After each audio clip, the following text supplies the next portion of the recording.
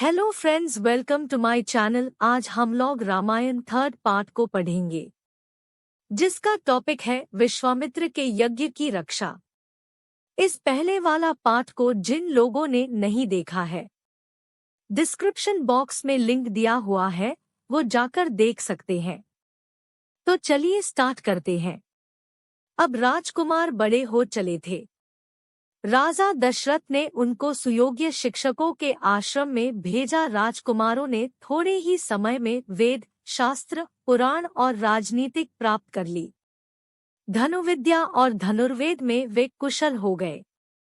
वीरता तो उनके रक्त में ही थी। चारों भाई सब विद्याओं में निपुण और पराक्रमी थे। उनमें राम सर्वोपरि थे। बलविक्रम के साथ उनमें शील, विनय आदि गुण भी थे। अपने पुत्रों के रूप, गुण और शील स्वभाव को देखकर माता पिता हर्ष से फूले नहीं समाते थे। राजकुमारों के युवा होने पर राजा को उनके विवाह की चिंता हुई। वे इस विषय में एक दिन मंत्रियों और पुरोहित से बातचीत कर ही रहे थे कि द्वारपाल ने समाचार दिया, महाराज महर्षि विश्वामित्र पधारे।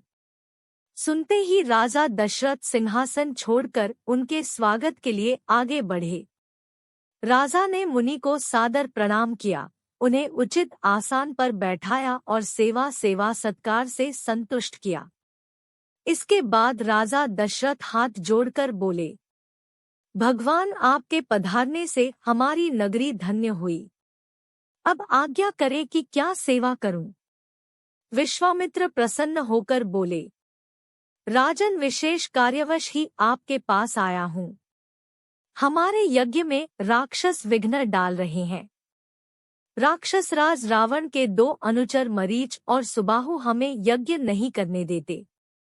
यज्ञ की रक्षा के लिए हम आपके वीर पुत्र राम को मांगने आए हैं। मेरे साथ उन्हें भेज दीजिए। आप डरे नहीं, राम की भी इसमें भलाई है। मैं आज ही लौट जाना चाहता हूँ। इतना सुनते ही राजा के प्राण सूख गए। वे गिड़गिड़ा कर विश्वामित्र से बोले, ऋषिराज, यह आपने कैसी बात कह दी। रावण के सामने तो देवता, दानव, गंधर्व कोई खड़ा भी नहीं हो सकता। उससे वैर मोल लेना हंसी खेल नहीं। मेरा राम तो अभी बालक ही है। मैं अपनी सेना लेकर आपके साथ चलता हूँ और आपके यज्ञ की रक्षा करूँगा। मेरे प्राण प्यारे राम पर कृपा कीजिए। बुढ़ापे में पुत्रवियोग से मुझे दोहखी न कीजिए। इतना कहकर राजा विश्वामित्र के चरणों पर गिर पड़े। विश्वामित्र रुष्ट होकर बोले, राजन, आपका आचरण तो रघुवंशियों जैसा नहीं है। लो, मैं जाता हूँ। तब राजगुरु वशिष्ठ ने राजा को समझाया, महर्षि विश्वामित्र सिद्ध पुरुष है, तपस्वी है और अनेक गुप्त विद्याओं के पंडित हैं। वे कुछ सोच समझकर ही आपके पास आए हैं। राम को जाने दे, कोई इनका बाल भी बाका न कर सकेगा। तब राजा दशरथ ने राम को विश्वामित्र के हाथ सौंप दिया। लक्ष्मण भी बड़े भाई के साथ चल दिए। विश्वामित्र के पीछे पीछे धनुष बाण लिए दोनों भाई सरयू के किनारे जा रहे थे। जब वे 3 कोस दूर निकल गए, तब विश्वामित्र ने कहा, तुम दोनों भाई नदी ने आचमन कर मेरे पास आओ। मैं तुम्हें बलातिबला नाम की गुप्त विद्याएं सिखाना चाहता हूँ। इन विद्याओं के मिलने पर तुम्हारा आत्मबल बढ़ जाएगा और आसुरी शक्तियों से तुम्हारी सुरक्षा रहेगी। दोनों भाइयों ने ऋषि की आज्ञा का पालन किया। विद्याओं के ग्रहण करते ही उनमें नवीन स्फूर्ति आ गई। उस दिन वे सरयू नदी के किनारे ही टिक गए। अगले दिन वे सरयू के किनारे किनारे फिर आगे बढ़े। सरयू और गंगा के संगम पर उन्होंने गंगा पार की। अब वे एक भयानक वन में पहुंचे, जहां तेह हाथी, सिंह, सूअर दिखाई पड़ने लगे। हिंसक पशुओं की आवाजों से वन गूंज रहा था।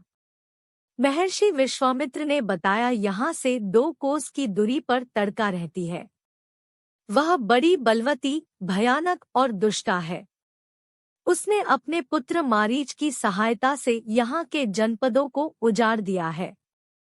अब तो यहाँ भयानक वन ही तुम देख रहे हो। आज तुम्हें उसका संहार करना है। स्त्री समझकर उसे छोड़ना ठीक न होगा। श्रीराम ने उत्तर दिया, मैं आपकी आज्ञा का अवश्य पालन करूंगा। यह कहकर उन्होंने धनुष की डोरी खींचकर छोड़ दी। उसकी टंकार से दिशाएं गूंज उठीं। महाराक्षसी ताड़का भी उसे सुनकर एक बार घबरा गई और फिर गरजती हुए दौड़ी।